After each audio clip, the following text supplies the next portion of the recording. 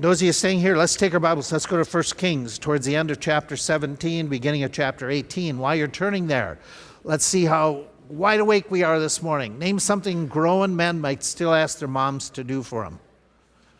Something grown men might still ask mom to do for them. Cook.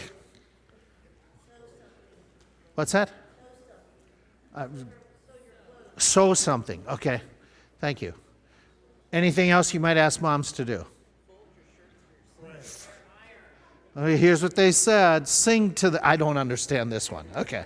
Sing to them. I'm not sure if they're having a rough time. Give them a ride, shop, loan them money, laundry, ironing, cook was number one. Name a reason people might use a window instead of a door to get in or out of a house. Okay. Okay, there you go. You got several of them. Broken door, being chased, lost the key or locked out, sneaking out to elope. Ooh. Burglary, or number one was fire. 100 women. What do you do if you saw a mouse in the house?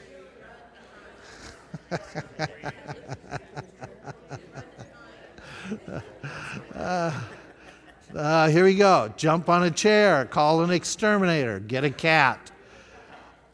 Oh, I don't know about that one. That's desperation to get that. Run and leave the house, scream. Number one was set the trap. There you go, ladies. Okay. If you were picked to be a part of a talent show, name something you might do to show talent. Sing is going to be there. Play an instrument. Dance is there. What else? Juggle. Read poetry. Yeah, that'll get you first place. Juggle. Okay, play an instrument, tell jokes, dance. Number one was sing. Okay, here we go. Name something people go out and buy quickly if there is a pending storm or disaster.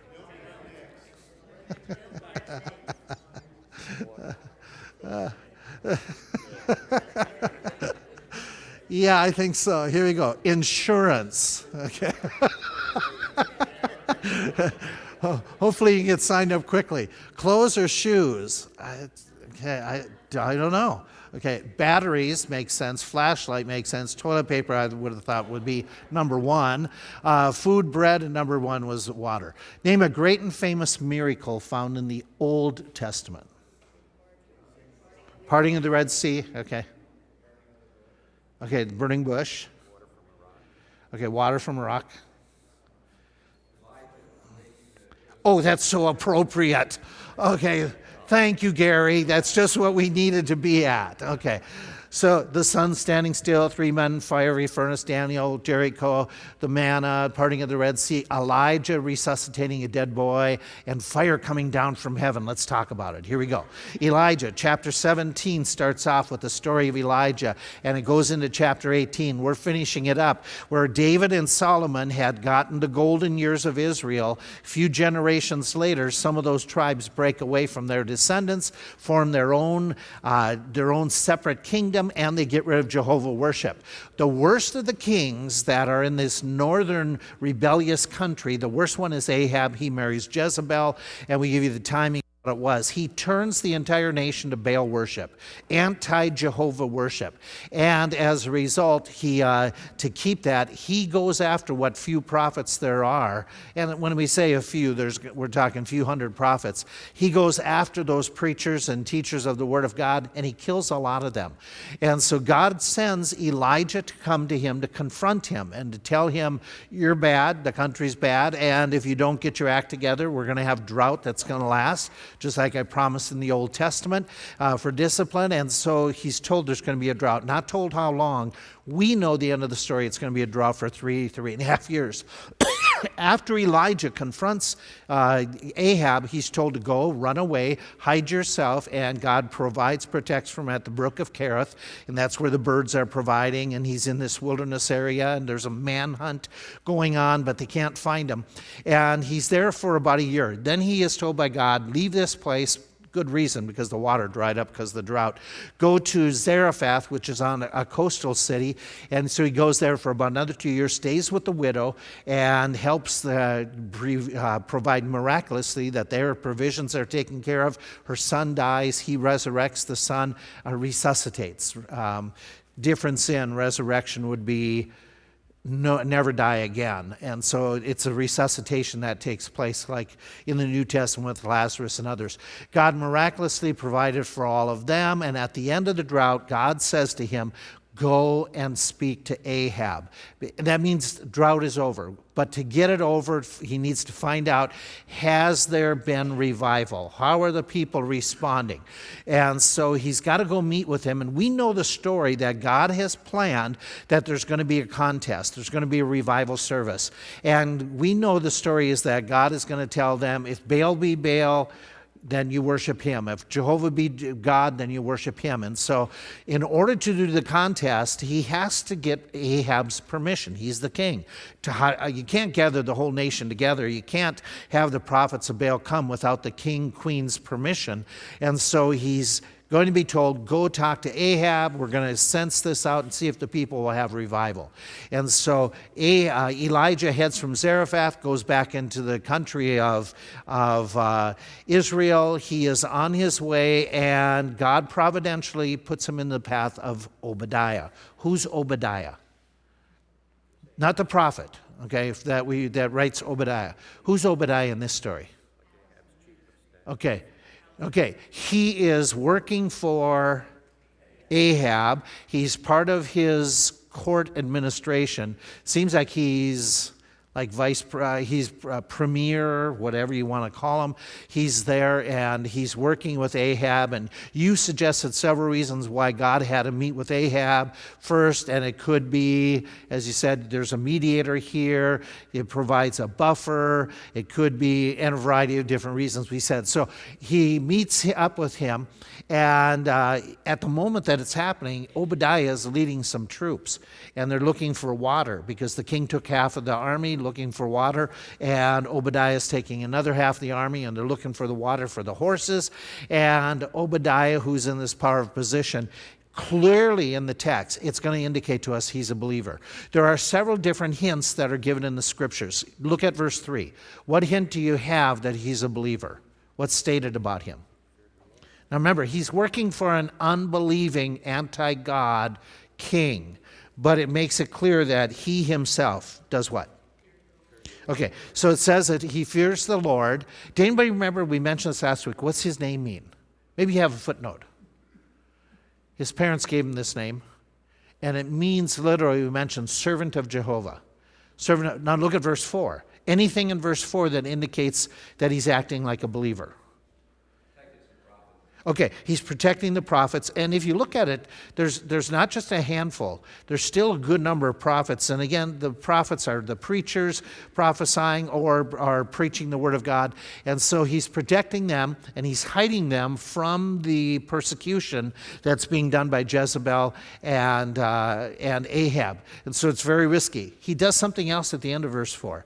Not only is he hiding them, what's he doing? He's feeding them. Okay, so he's feeding. How many prophets does the passage say? Okay, so he's feeding these different prophets, and I would guess the 100 that are divided in two groups of 50. I would guess it would take a little bit of money to feed 100 people on a regular basis. Yes, no? Okay. Under our current time, it costs a whole lot more than it would a few years back. And at this time, with their drought, would you expect prices to be even higher? Yeah. And so they're suffering an inflation with everything else. So he's doing that. That's really good. And he's doing it in a very risky thing. He could be killed. There's no doubt about it. We don't want to diminish that fact. And yet, despite his good deeds, is there indication in the text that he's struggling spiritually as well? I think so. I think so from the text, that even though he's doing some risky things, I think he thinks he's more spiritual than what he is. The reason I say that is in verse 13, when he meets up with Elijah, he even makes this comment. He says, don't you know what I've been doing? Don't you know? And he's assuming that what he's done already puts him in good standing with the Lord, but I'm not sure he's really as close as what he thinks he is. And the reason I say that is this. When he meets up with Elijah, there's several things that happen very quickly. Ahab, it says, called Obadiah, verse 3, told him to go, and it gives us his information about Obadiah. And it says in verse 7, Obadiah was in the way, behold, Elijah met him, and he knew him, fell on his face, and said, Are you my Lord Elijah? And he said, I am. Go tell your Lord, behold, Elijah is here. And right away, there's not like, hey, this is great because that means you're back where we could get this drought settled. I'm hunting for water. You're the guy that's going to bring the water back. And so this is wonderful. The initial reaction is not joy, but look at his statement in verse 9. He looks at this as something that's bad, what he's been told to do. He says, What have I sinned that you would deliver your servant into the hand of Ahab to slay me? So he's not looking at what God is telling him to do as a blessing, but rather as a burden, as a problem. And so there's no joy here. And he's just got a negative attitude about going to Elijah. And he mentions these comments in verses 11 and 12. He said, But you're going to say, Go tell my Lord, behold, Elijah is here, and it shall come to pass, as soon as I'm gone from you, that the Spirit of the Lord will carry you whither I know not, and go when I come and tell Ahab, and he cannot find thee. He's going to slay me, because you guys tricked me. You and God tricked me. And I was a servant that fears the Lord from my youth. Wasn't not told you, etc., etc. And so he's suspicious of God and Elijah. And repeatedly, his greatest concern, he mentions it 3 times. His greatest concern is what?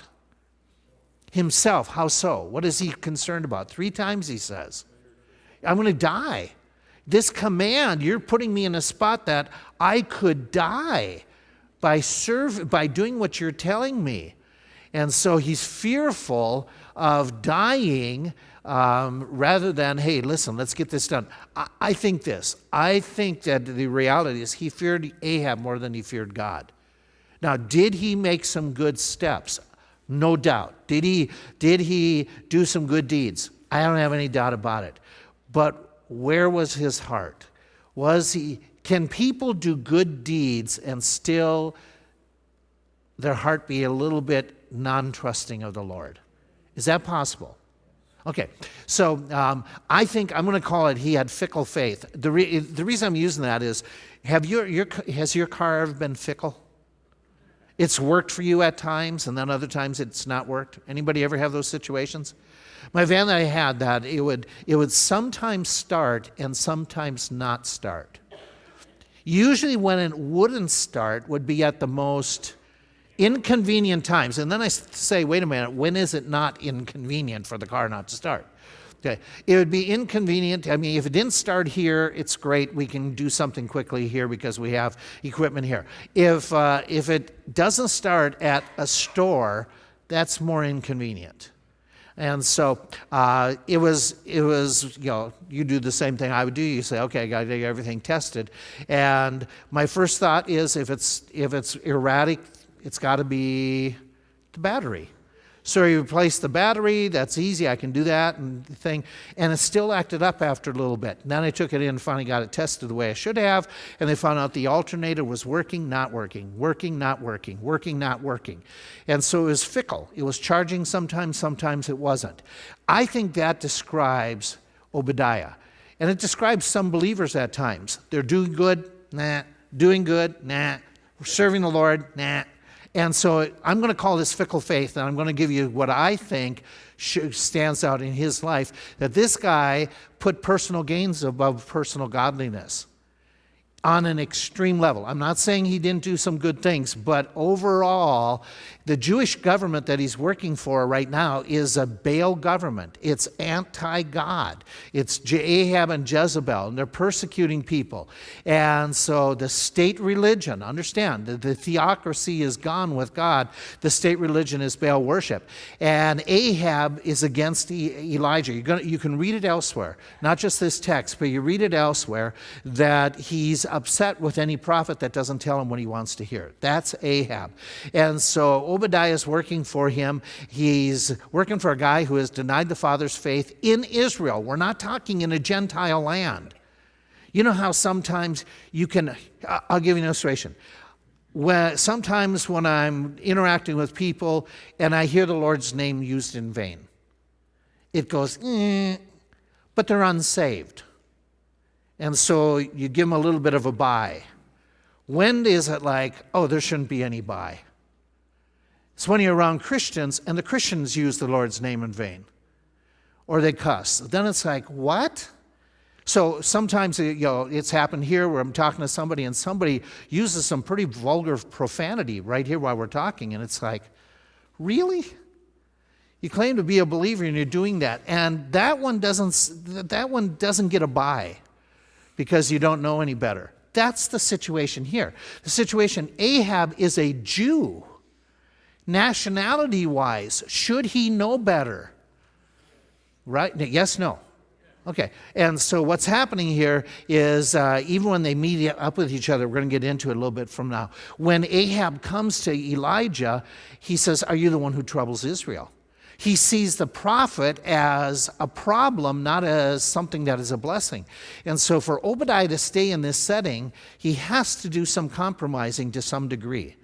And working. Now, some would suggest, well, he's working fifth column and, he's trying to do some good and to keep them straight. Okay, let's add to that. And let's do something else here. And by the way, some of the questions could go, does this ever happen today that believers are more influenced by profit than they are by serving the Lord?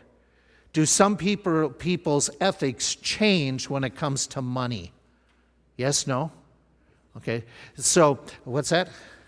Yeah, it can happen that way. I'll give you a story. This is in Australia, this tribe that's been there for the Aborigines for generations after generations. They were in a region, and the Queen's Mining Company came in and said, we would like to do some mining for some uranium in this area where you have tribal lands. Within just a couple hundred yards or so of where they wanted to start the mine was this one huge hill of ants, and these green ants, these people worshiped the green ants. And so their initial reaction when the Queen's Mining Company came in and said, we're going to start doing this, was they were like, you can't do this because if you damage the green ants, we're going to have drought and famine, and the ants are the God of the ants is going to curse us. Well, the Queen's Mining Company got together with all the tribal leaders, and they offered them $3.8 million to be able to dig the hole there. And they explained what they could do with the money. So, you know what the tribe did? It no longer worshiped the green ants. It took the money instead. The question is, how much would you take to get rid of worshiping your God? Some Christians, it doesn't take much. It's just a sale of some product, or it's get a tax benefit, or we all of a sudden fudge on areas because money can dictate. And I do remember the story told of the fellow who was a Greek architect that when they built the Colosseum, he was hired to build it. And when they were now going about and dedicating the Colosseum after it had been built, they brought in some Christians and started doing some terrific, horrible things to some of those people. And this architect asked the people in charge, why are they doing this? They said, because they're believers. And he said, I'm a believer too. Within a week, he was in the middle of the arena being sacrificed. That's the type of faith that in light of what's going on, we need to be saying personal godliness over personal gain. And in Obadiah's case, he was influenced by more than he was influencing, having an influence on others. The reason I say that is this, is Ahab, we talked about last week. Ahab says, take half the army, go look, and I'll take half the army and go look. And Ahab's reason for looking for the water is for the horses. You mentioned last week that indicates to you that for the horses indicates he's not mostly concerned about the people, he's concerned about keeping the military intact so as to keep who in power? himself. And so his focus is more on myself than it is my people. In this case, Obadiah is doing what? When it keeps on coming up and saying, Obadiah, go and tell, his concern that he keeps on bringing up is the people or myself. 3 times he's concerned, I'll be slain, I'll be slain, I'll be slain. How dare you ask me to do this? I'll be slain. And so I think his fickle faith comes up where he is more concerned about himself than he is about serving the Lord and or the people of God. Does that ever happen today? Do Christians ever get so concerned about themselves that they want to be more like the world around them than to be standing out, looking different, and adopting the standards of the world, whether it be when it comes to dress or dating or different things like that? That it's like, I don't want to become unpopular, so I'm going to fudge. That's an Obadiah. That is saying, instead of influencing, I'm being influenced. And I think that's fickle faith. Okay, so number 3 area that I think happens here, he is balking at doing the will of God. He fears the will of God instead of having faith in God's will. When Elijah comes to the widow woman and says to the widow woman, fix the food, and etc., her hesitation isn't long term. It's just, okay, I'll do it, but I just want you to know. And then she goes and does it. Obadiah is argumentative. Obadiah is resistant. He thinks doing the will of God is a punishment. Have I sinned that you're asking me to do this? To go to King Ahab? Is this something that I'm being tried for? And I've done something wrong. And instead of trusting the Lord, what he does in this case is he fears Elijah more so. And then he questions the integrity of God and Elijah. Are you going to trick me? Will you be here like you said? Or are you going to put me in a pickle, in a bad... He has more fear of man than he has of the will of God, which brings me to the same idea that some believers fear doing the will of God. Instead of doing what he has said, it's a fearful thing. I don't want to witness because I'm afraid. I don't want to trust by just giving the way I ought to, by living a holy life. There are people who are more afraid of others or how they will look when they come out of the water than saying, I'm going to do what God says by getting baptized. That's an Obadiah situation, where in his case, it brings me to number 4, that he substituted service to God for real submission to God. He's one saying, hey, I've done some things. It's been secret. It's behind the scenes. Was it noble? Yes. Was it risky? Yes.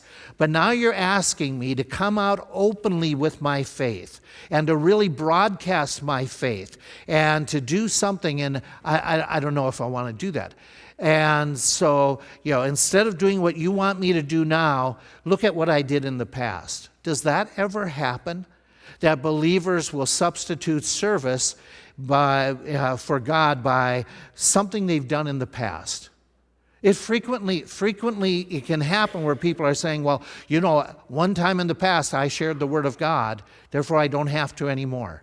Or, in the past I used to do this, I used to do that, or here's how I served. And I understand that at certain phases of our life, we change our ministries.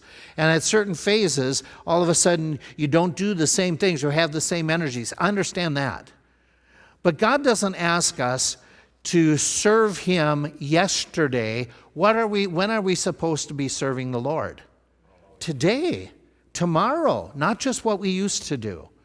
And so that idea here is this Obadiah, to me, is one of those who's fearing God. We talk about missions in our church. There's a big emphasis. Please, don't teach your kids to fear the will of God and to hesitate. Teach them to be open if God was leading them to the mission field. Too many times, our missionaries have shared with us many, many times that they hear in churches that parents will even comment in front of them how, well, if you went to be a missionary, you would really not be able to have the nice things you have here in America. Sure, things are going to change in a foreign country, But we shouldn't fear the will of God. We shouldn't teach our kids to fear serving God. We should teach them submission to the will of God in their life. Okay, so despite his response that I think is he's done noble, but man, he's not really sold out the way he should be. Here's what we hear in verse 14. And he says, verse 14, the ending of Obadiah's statement, he says, here's what you say, go tell my Lord, behold, Elijah is here. He's going to slay me. Elijah says, as the Lord of hosts lives, before whom I stand, I will surely show myself unto him today. So Obadiah then goes to meet Ahab and told him. And so here you have, I think what's really sweet is how God deals with Obadiah, how Elijah deals with Obadiah. Obadiah could have gotten a rebuke quite quickly, but instead there's not a stern rebuke. There's just the reassurance, listen, if you follow the Lord, it's going to work out. You do what I'm telling you. This is no trick. Go ahead and do it. And so I think there's a gentle rebuke in this passage to Obadiah, where he says this comment, Obadiah, as the Lord lives, I will surely. So he's giving him reassurances. He's helping to build this man's faith that needs building. He's not all he should be, and he's giving him reassurance, which, by the way, at sometimes we need reassurances too. And so Elijah gives him this reassurance and tells him it's not a trick. But I also think there's a rebuke here. Elijah is saying, as the Lord lives before whom I stand. That word stand we talked about before, it's the same thing that he gave to King Ahab. If you compare this statement to chapter 17, verse 1 and 2, when Elijah's dealing with Ahab, he uses some of the same terminology. As the Lord God lives, before whom I stand, da-da-da-da. So he's dealing with Obadiah, almost like he was dealing with Ahab, with this personal rebuke, but it was still appropriate, proper, and gracious. But he's giving this idea, I think he's almost implying, like you should be doing too. You should be serving the Lord God too, in a more bold fashion. And so Obadiah is used in the sense of he makes the arrangements. Good. He's done something good, that's thumbs up. But then he disappears from the story. The story goes on and says Obadiah went to meet Ahab and told him, and Ahab went to meet Elijah. As we mentioned here last week, I think that is probably the primary reason that God put Obadiah in Elijah's path, so that Ahab has to come to Elijah. So that Ahab becomes the supplicant before God, and the people in the nation are going to realize that Ahab is not in charge. Ahab is not calling the shots. Who is actually calling the shots in everything that comes down now? It's God. It's God. God is in control. And so here we have the story that all of a sudden they meet each other. And when they meet each other, here's your conversation. It came to pass when Ahab saw Elijah that Ahab said, "Are you he that troubles Israel?" And Elijah responds, "I have not troubled Israel, but you and your father's house, in that you have forsaken the commandments of the Lord, and you have followed Baal." In those two, just their repartee, the two of them just talking, why does Ahab ask if you're Elijah? They've met before. Why is he asking? Are you the one that? What's that? How long? 3 years. Okay. Do people change sometimes? Oh, you're not convinced. Okay. Yeah. So he's, it's a different setting. It's a whole different thing. Why is he saying, "Are you he that troubles Israel?" Does that sound harsh for the king to say, "Are you the one that troubles Israel?" Does it sound like he's on the attack? Yes, no? What's that? He's placing blame. Okay, here's a question I have. Does Ahab need Elijah to solve the current problem? Yes? So why is he meeting him and the first thing he's doing is giving him a slap in the face?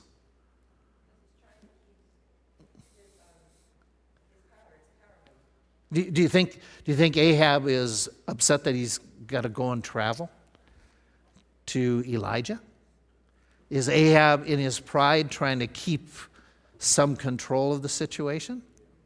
Okay. Several things that come to mind. After hunting for Elijah, Ahab heard that he's found. He goes to meet him. He asks him, are you troubled? And the question is, why would he say that considering he needs Elijah? Was he just making sure that it was Elijah after 3 years, which, again, that makes sense that it could be. They met once very briefly, and we don't know how long that conversation lasted. Is he really angry at Elijah that he would say, are you he that troubles Israel? Could he be ticked with Elijah? Yes? Okay, let me see if I can use a lousy illustration. Okay, do you think Biden and Trump get along? Yes or no? They're not good friends? Probably not. Do those guys blame each other for all of America's problems? Yes?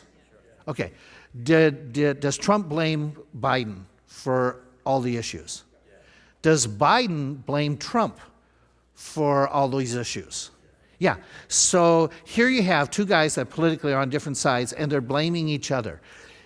Is Ahab blaming literally? Do you think he's blaming in that same way? You're the one who has caused all of our problems. Yes, no? Because what's the reason for all their problems? A drought. Who introduced the drought? Elijah did. But whose fault was it? Ahab's. But when you're in charge, it's never your fault. Thank you for finishing that out. It's the other guy's fault. And so it's going on, and somebody suggested, well, maybe this is how Ahab talked so much about Elijah that when he saw him, it just slipped out, because it was so common that it was part of it. I don't know about that, but it's obviously that they don't get along. Was he convinced it was all Elijah's fault? I would think that there's a good possibility he's totally blind to his own sins. Does this ever happen? Have you ever run into people who have made lousy choices, but it's never their fault? What's that? Yeah, right? I mean, they made lousy choices at work to not work hard and to fudge, but it's the boss's fault that they got fired. Do you ever run into people that way? Okay. They have horrible neighbors. These neighbors and I don't get along, despite the fact that I cut down their trees that were their trees. Okay. But I thought they were, they shed on my property, so I cut them down. But my neighbors are horrible. If I used your real life illustration, that just came to my mind. I don't know if it's ever happened here. But does that kind of thing happen with people? Yeah. And so he's blaming him. And here's the interesting thing. When Elijah responds and says, I have not troubled Israel, but you have, describe to me Elijah's response. What would you say? It was direct? That's a good way of putting it. It was very direct.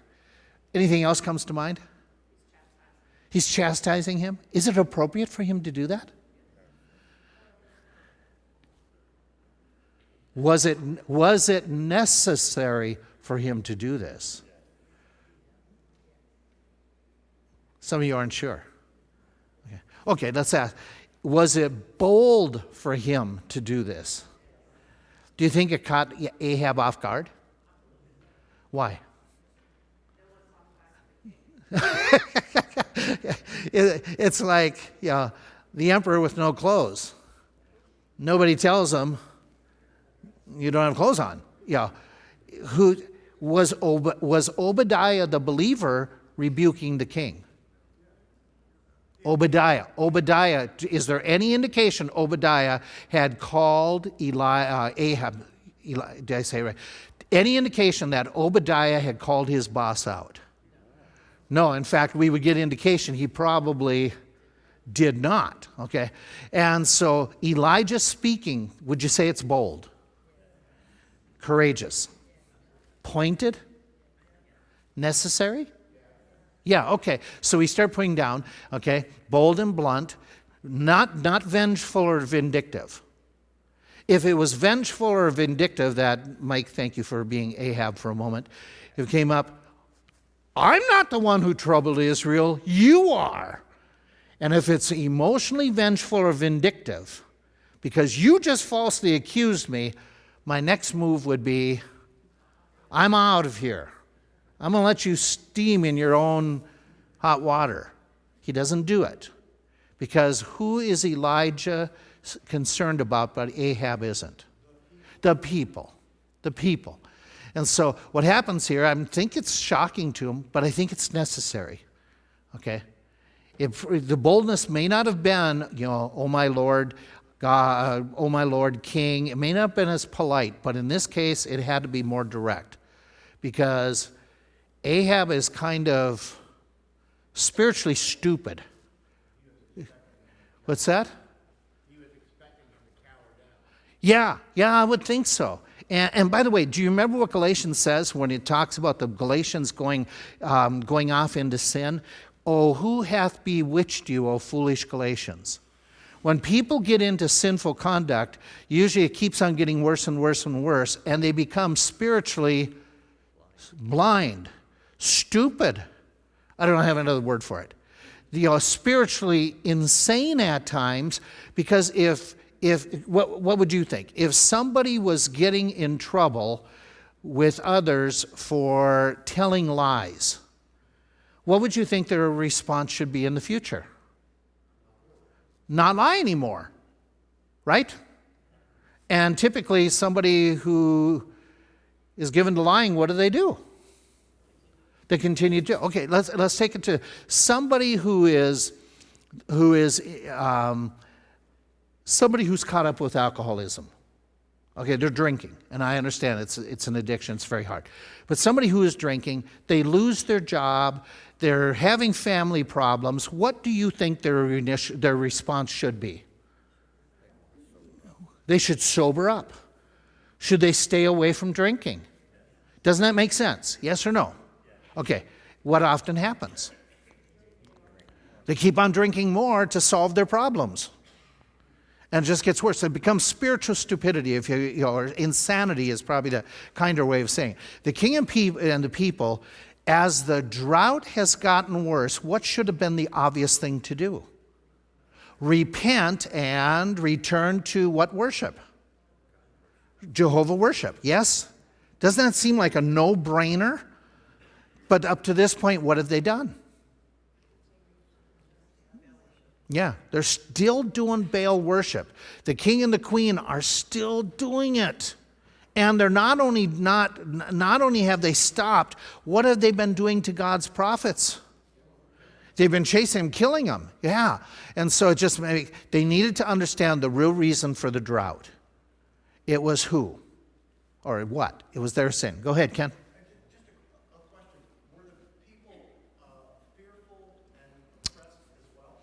Give me about 2 minutes. We're going to get to that. Thank you. Okay.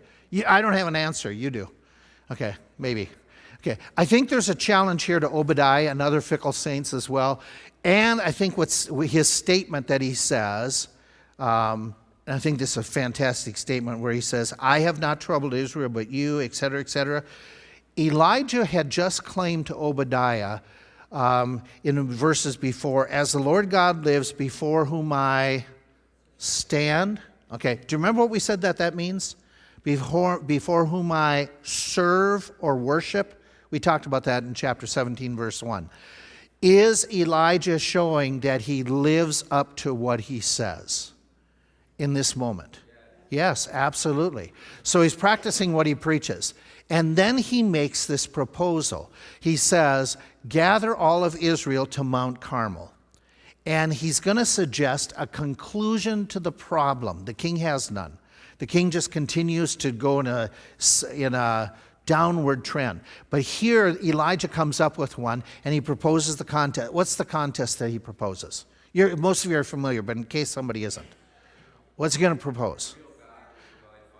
Okay, we're gonna go to a certain spot, get everybody together, and the prophets of Baal can make their sacrifice, and I'll make a sacrifice, and whichever God sends fire down from heaven, that's going to be the God of the nation. Choose this day whom you will serve type idea. And so it's a very simple contest that he proposes. And what he proposes is, this is really amazing. Is he being sarcastic? Is he, look at verse 9. But see, if I were to propose something like, okay, let's find out who's going to control the Ukraine.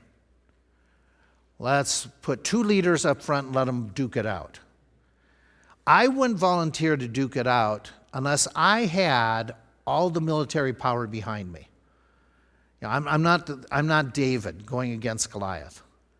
But here is this guy that says, I'm willing to face 450 of the prophets of Baal. And then he goes on and he says, and the prophets of the groves, another 400. So he says, in this contest, it's going to be 1 against how many? Okay, even odds, right? From a human point of view, who's going to be beat? From a human point of view. Okay, Elijah's proposing a contest that from a human point of view, he's got no chance. No chance. That's what makes it even more wonderful. And he says, okay, you go and get your 450 prophets of Baal. You get the 400 that eat at Jezebel's table. And come together. We're going to have this contest. So Ahab sent to the children of Israel, gathered the prophets. And Elijah said to the people, how long will you halt between the 2 opinions? If the Lord be God, follow him. If Baal, then follow him. And the people answered him not a word. So let's just break this down. They're each going to end up sacrificing. They're each going to be able to call upon their gods. In essence, it's going to be God versus Baal plus Asheroth. There's 2 gods involved from Baal's worship. Asheroth is his wife. Okay, the reason we say this, we'll come to it in a moment. The winner becomes the leader of the God of Israel. Who came up with this contest? Who came up with it? Well, I think God did. Yeah, go to verse 36. Verse 36.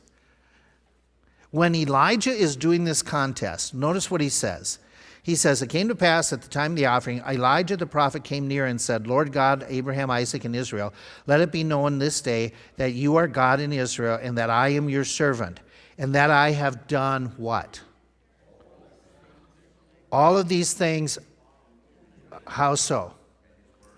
At your word. At your word. So what is Elijah saying? Who told Elijah to do this? God did. God told him that he needs to do this.